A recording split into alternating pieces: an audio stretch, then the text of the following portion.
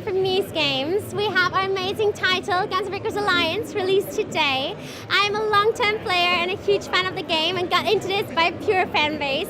But now I'm working for my amazing game. It's my favorite job in the world and I couldn't be happier to represent it on release date on site at EGX Rezzed. Guns of Icarus is a four-player like ship piloting game where you're piloting airships and taking out other airships. And Guns of Icarus itself, that was only competitive, whereas this is co-op. Yes, so Guns of Icarus Online was our first game, our previous game. It had a PvP version of just 4 people per airship, 2 versus 2, up to 4 versus 4, in a massive area with a very well-balanced, constantly changing player base that would just try to best each other by being hyper-optimized and working as a functioning system, having the breaking point of people having to be actually nice to each other and work with each other. Very game-breaking for the internet, it seemed. So this is Guns of Icarus Alliance. It's our sequel to Guns of Icarus Online. It's double the content at the same cost of the game, or half the cost if you already own our previous game. But this is an entirely new experience. No more waiting times in lobbies. You just go with your friends and ready up and off you go. You can make this super optimized. You can have a pilot who knows exactly what they're doing, what game mode they're playing, what strategy they're having, micromanage the crew and what they're taking, have an amazingly optimized experience of it, and do the best you can do in hell mode. Or you can have a beer in one hand, a fag in the other, and just play this with a controller and have just a good time with your mates. So it's really what you make of it. And so talk us through sort of what players might expect going into the new co-op mode. Like what are they going to be expected to do? Faster pace, no more lobbies of Icarus, RIP soon TM, everything is here now. Every month after release, which is today, happy birthday, we're going to have one new thing come out. So either a new map, a new gun, a new pack, you know, new outfits, new hairdos, you know, just dressed to impress, I guess.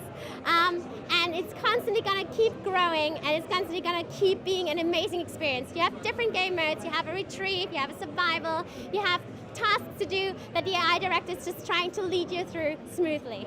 So there's an AI director that's sort of observing what you're doing. Does it change up difficulty? Oh, yes. So you can set your difficulty manually. There is a super easy chilled mode for people that just want to, you know, break the ice between each other and talk to each other. A lot of companies are doing that with our game, which we're very happy to hear. Or if you just want to have a laugh with your mates on a Friday evening, as I said, nobody wants to be hardcore all the time. And then there is this really hardcore mode that you can play, where you can just try to be the best you. From what I read, rather than just you going in, you're trying to blow up the other teams, there's a lot more objective-based play there. Our AI director is learning from your behavior. So if you're coming around the same corner twice, they're going to be waiting for you the third time. We have an amazing guy called Eric Tsang, who's our director of game management and game development. He's responsible for all the balancing. He made the AIs and he is on top of it, trying to constantly rebalance the entire game, going on not only what our customers are saying and what our community is saying, but also by running separate dev test sessions with the entire community included. Guns of Icarus Online, the original, was kind of one of the best team-based experiences of online. It's great cooperating with friends. So I mean, it seems like you're kind of focusing on that, and how are you kind of focusing the game on the team play aspects and that side of things? So there's no individual life, there's no individual death. There's just you trying to be, as a team, functioning as the best you can. So you're trying to encourage people that don't know the game as well as you. Let's say level 4 spawns in, but you're all a level 45 crew. You can't just be like, just stand in the corner and try not to die. We have a KD of, 6. Don't worry about it. Don't fuck anything up, don't touch anything. But you are actively trying to get them to play. You're trying to get them to learn really, really quick, to actually teach them to play the game on the go, and it makes it a much more inclusive experience because everybody's new at some games sometimes and nobody wants to play tutorials. Am I right in thinking you actually have a coaching mechanic in the game as well? Yeah. Like people can opt in as a coach and train new players, is that, yeah? Yes, so more than 70% of our veterans choose to be community ambassadors, which is a term they came up with themselves, approached us with and said, hey, I want to help better. more organized. So out of that, community manager position arise, which is currently occupied by iTech, who's based in Norway, but is actively micromanaging all the community ambassadors, how their CAs operate, how they work, and it makes it a much more inclusive experience because the people that don't play the tutorial and then still log in are going to have a lot of time and a lot of difficulty adjusting. We're also really on top with our moderation. So since we're a very voice chat heavy game, right, so you have to constantly talk to each other, we really want to avoid harassment on especially female players, and we've been very known to step in very quickly when that happens, which is making me very happy, of course, and which I'm very interested in it as well. But yeah, we're trying to just stay active, and everybody is so giving to the community. We're so lucky and blessed with the people that we have.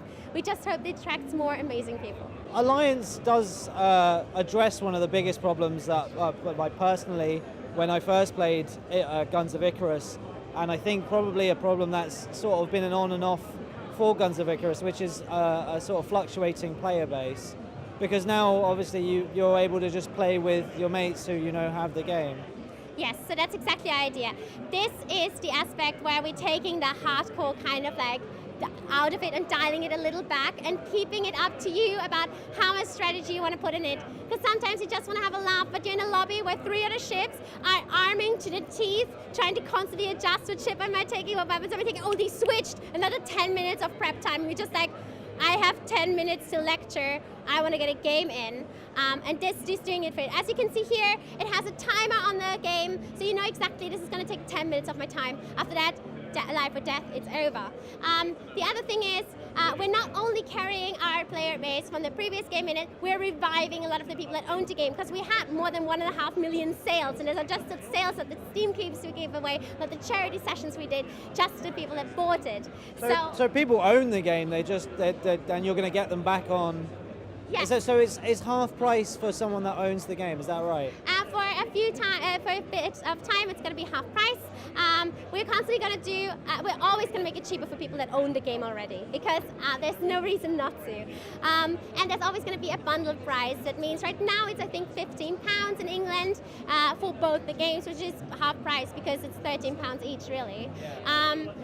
But yeah, we're trying to not only revive the old player base, we're trying to get an entirely new player base with the co-op experience and with the different challenges. Happy birthday!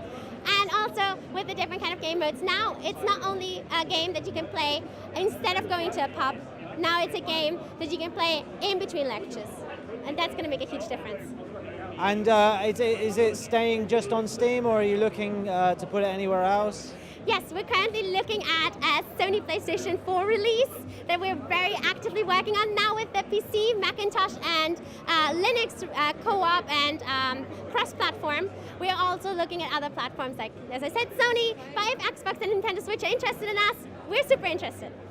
The game is out today in about 2 hours, right? Yes, so we're celebrating at 3 p.m. with cake. It actually releases 2 p.m. Eastern, but unfortunately I'm not going to have cake at 2 p.m. Eastern, I'm going to have cake at 3. So tell all your friends, Big Boss Battle is going to be here, PC Gaming is going to be here, and hopefully Rock, Paper, Scissors are going to be here. So don't miss it. I'm going to sing happy birthday and we're going to be all out of tune.